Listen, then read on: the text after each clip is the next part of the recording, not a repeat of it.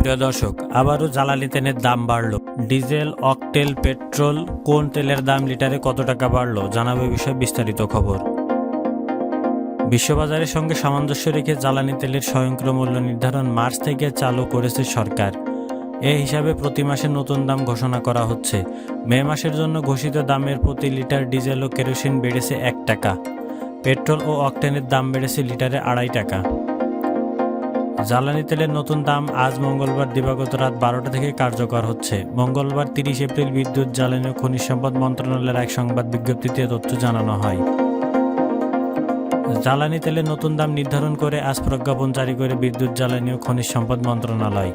এতে প্রতি litre diesel ও কেরোসিনের দাম 106 টাকা থেকে বেড়ে 107 টাকা হয়েছে। ভেজাল প্রতিরোধে কেরোসিনের দাম ডিজেলের সমান রাখা হয়। পেট্রোলের নতুন দাম প্রতি লিটার 124 টাকা 50 পয়সা ও অকটেনের দাম 128 টাকা 50 পয়সা। এর আগে এপ্রিলের জন্য ঘোষিত দামে প্রতি লিটার ডিজেল ও কেরোসিনের দাম 2 টাকা 25 পয়সা করে কমানো হয়েছিল। তবে মার্চে অকটেনের দাম 130 টাকা থেকে কমে হয়েছিল 126 টাকা, আর পেট্রোলের দাম 125 টাকা থেকে কমে হয়েছিল 122 টাকা। জ্বালানি তেলের স্বয়ংক্রিয় মূল্য নির্ধারণের সূত্র নির্ণয় করে নির্দেশিকা প্রকাশ করা হয়েছে গত 29 ফেব্রুয়ারি। এতে বলা হয়, দেশে ব্যবহৃত অকটেন পেট্রোল ব্যক্তিগত যানবাহনের অধিক পরিমাণে ব্যবহার করা হয়। তাই বাস্তবতার নিরীক্ষে বিলাসদ্রব্য লাক্সারি আইটেম হিসেবে সব সময় ডিজেলের চেয়ে অকটেন ও পেট্রোলের দাম বেশি রাখা হয়। অকটেন ও পেট্রোল বিক্রি করে সব সময় মুনাফা করে সরকারি প্রতিষ্ঠান বিপিসি।